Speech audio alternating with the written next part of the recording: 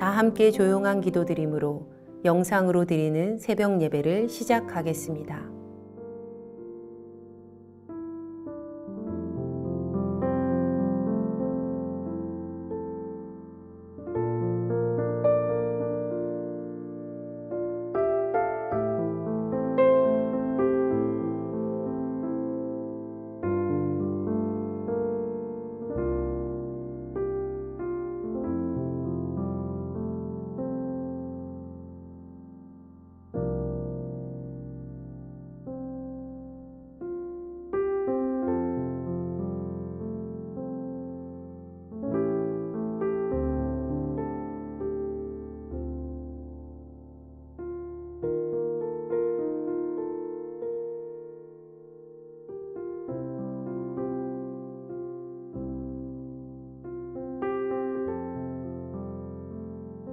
이제 주님 앞에 우리의 죄와 연약함을 고백하며 정결한 마음을 얻기 위해 기도합니다.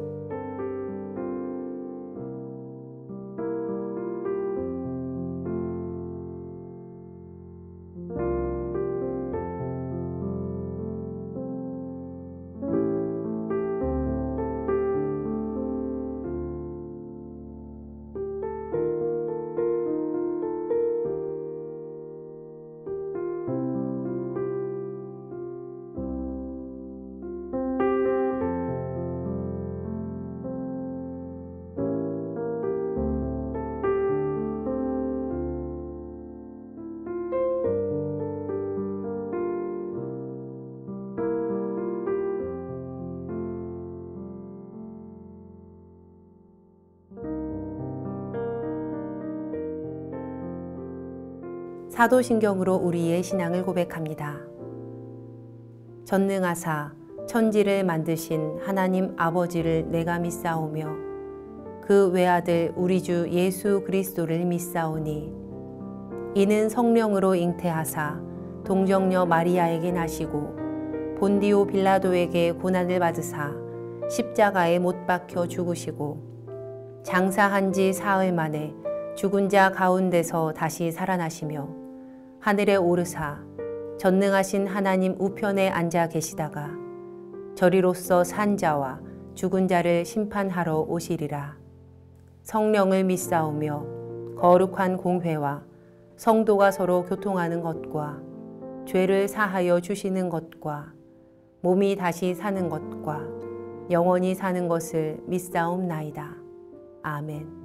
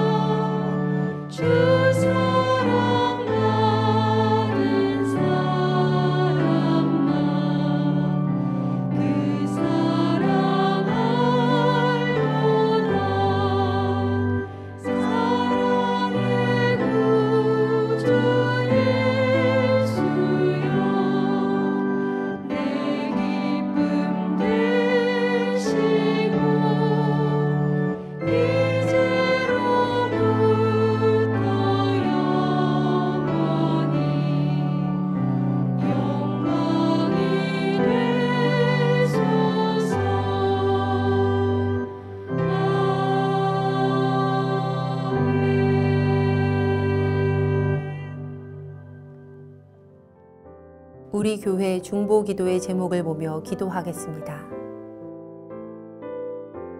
먼저 우리나라와 사회를 위해 중보합니다.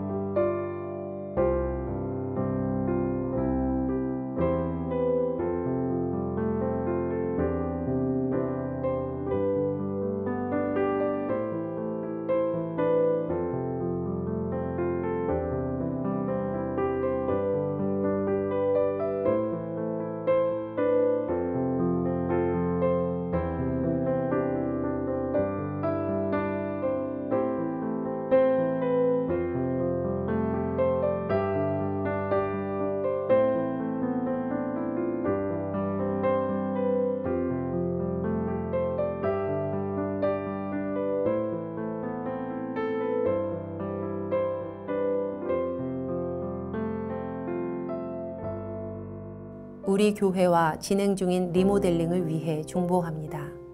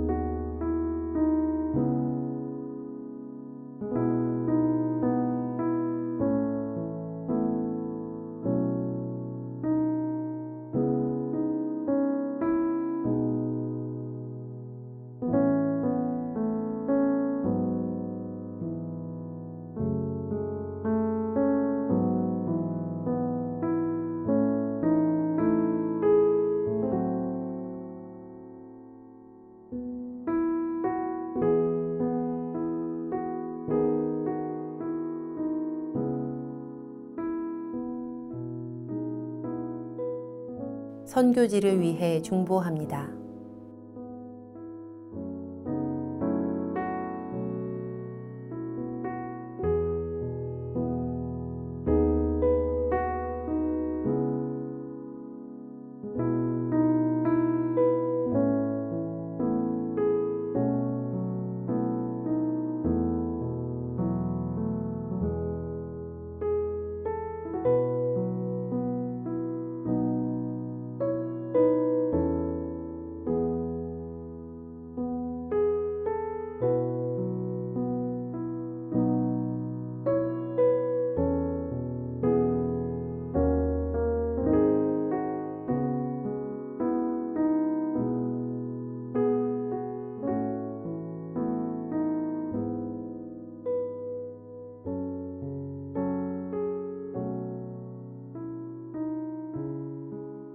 공동 기도문을 보며 한 목소리로 마무리 기도하겠습니다. 우리의 기도를 들으시는 하나님, 이 새벽 하루의 첫 시간을 주님께 드리게 하시니 감사합니다. 우리가 겸손히 마음을 모아 중보하오니 하나님의 선하심과 인자하심을 따라 가장 선한 것으로 응답하여 주시옵소서. 모든 중보의 제목이 하나님의 계획하심을 따라 간증의 열매로 맺힐 것을 믿습니다. 이제 하나님의 말씀을 묵상할 때 주의 자녀들에게 듣는 귀를 허락하시고 하나님의 놀라운 뜻을 깨닫게 하여 주시옵소서. 우리를 구원하신 예수님의 이름으로 기도합니다. 아멘. 오늘 우리에게 주신 하나님의 말씀은 출애굽기 25장 23절에서 40절까지의 말씀입니다. 너는 조각목으로 상을 만들되 길이는 2규빗, 너비는 1규빗, 높이는 1규빗 반이 되게 하고 순금으로 싸고 주위에 금테를 두르고 그 주위에 손바닥 넓이만한 턱을 만들고 그 턱 주위에 금으로 테를 만들고 그것을 위하여 금고리 넷을 만들어 그 네 발 위 네 모퉁이에 달되 턱 곁에 붙이라.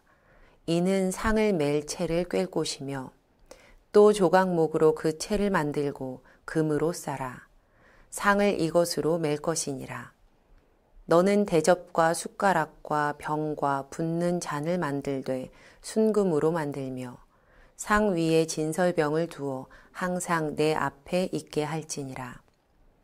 너는 순금으로 등잔대를 쳐 만들되 그 밑판과 줄기와 잔과 꽃받침과 꽃을 한 덩이로 연결하고 가지 6을 등잔대 곁에서 나오게 하되 다른 3가지는 이쪽으로 나오고 다른 3가지는 저쪽으로 나오게 하며 이쪽 가지에 살구꽃 형상의 잔색과 꽃받침과 꽃이 있게 하고 저쪽 가지에도 살구꽃 형상의 잔색과 꽃받침과 꽃이 있게 하여 등잔대에서 나온 가지 6을 갖게 할지며 등잔대 줄기에는 살구꽃 형상의 잔넷과 꽃받침과 꽃이 있게 하고 등잔대에서 나온 가지 6을 위하여 꽃받침이 있게 하되 2가지 아래에 한 꽃받침이 있어 줄기와 연결하며 또 2가지 아래에 한 꽃받침이 있어 줄기와 연결하며 또 2가지 아래에 한 꽃받침이 있어 줄기와 연결하게 하고 그 꽃받침과 가지를 줄기와 연결하여 전부 순금으로 쳐 만들고 등잔 7을 만들어 그 위에 두어 앞을 비추게 하며 그 불 집게와 불똥 그릇도 순금으로 만들지니 등잔대와 이 모든 기구를 순금 1달란트로 만들되 너는 삼가 이 산에서 내게 보인 양식대로 할지니라. 함께 말씀을 묵상하겠습니다.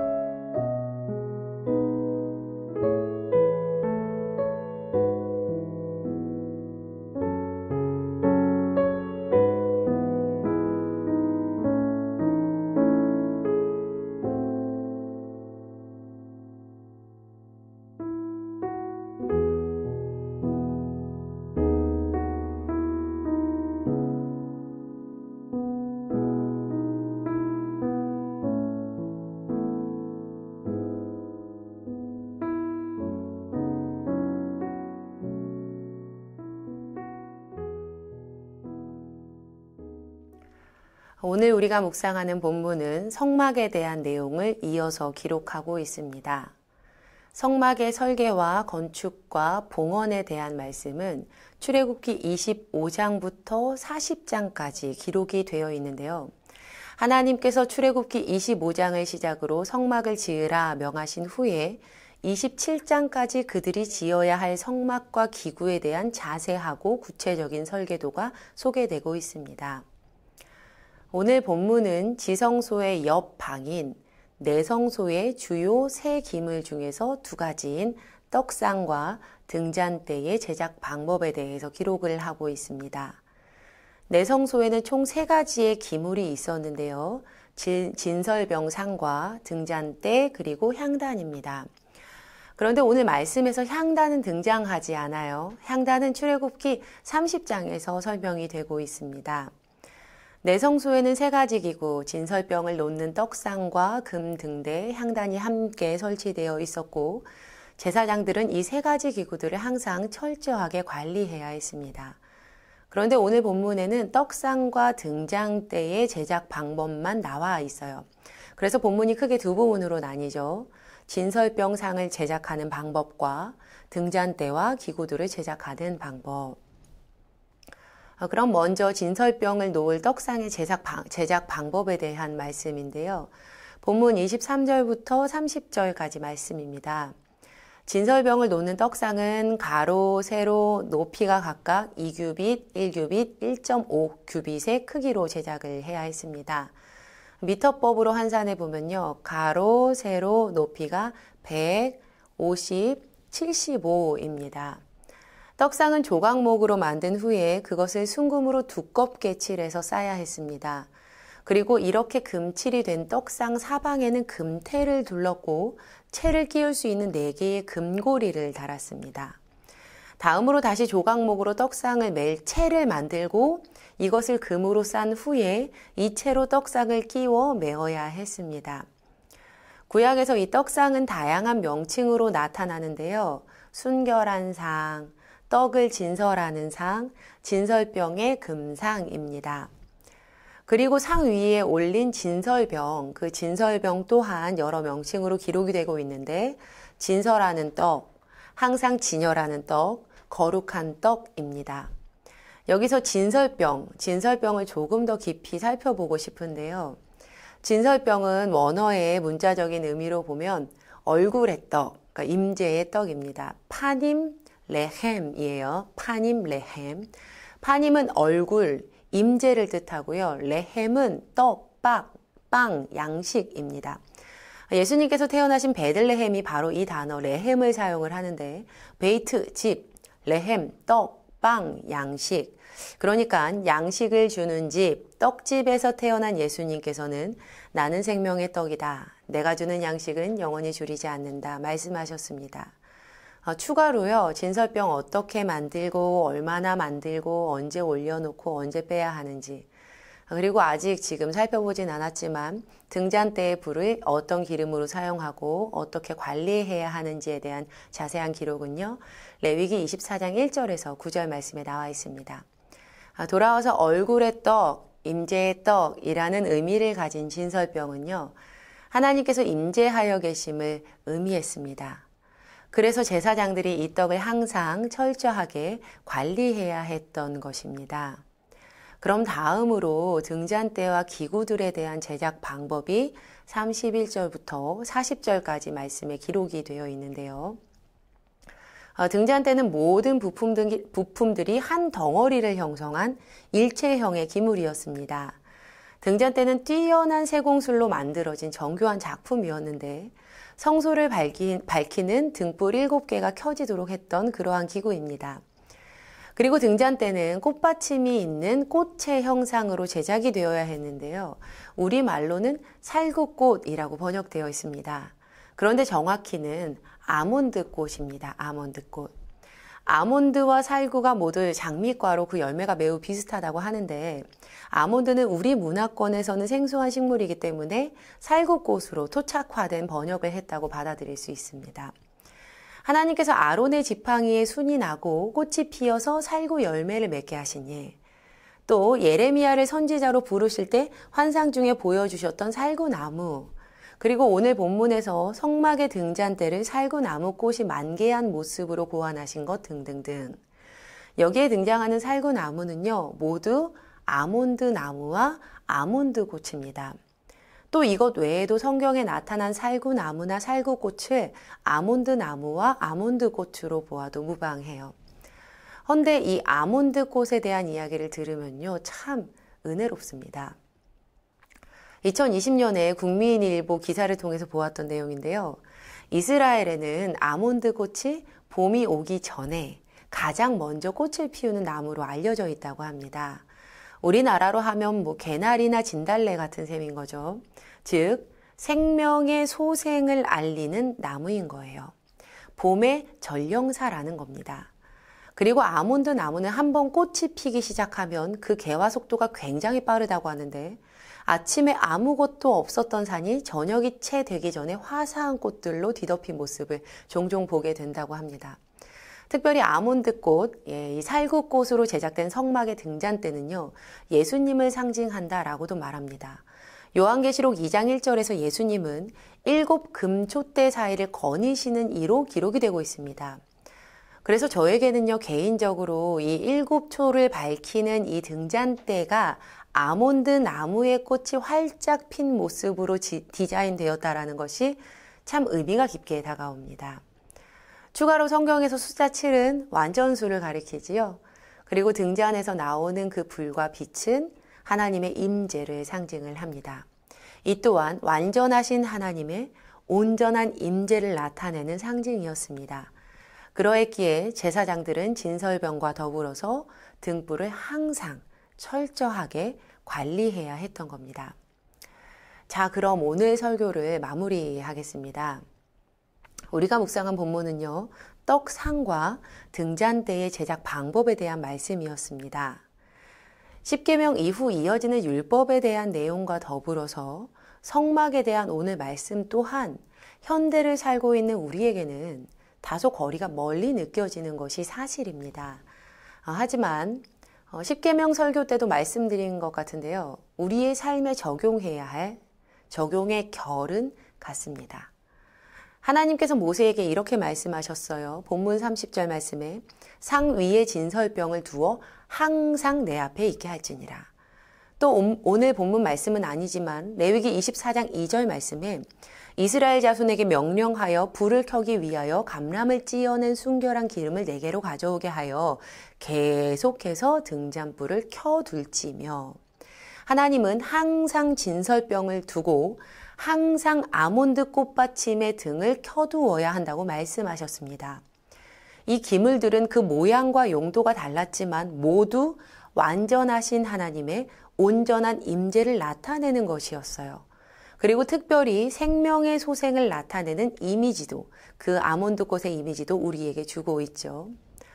오늘 하루 우리의 삶에 끊이지 않는 진설병과 꺼지지 않는 아몬드 꽃받침의 등잔불이 있어야 할 것입니다.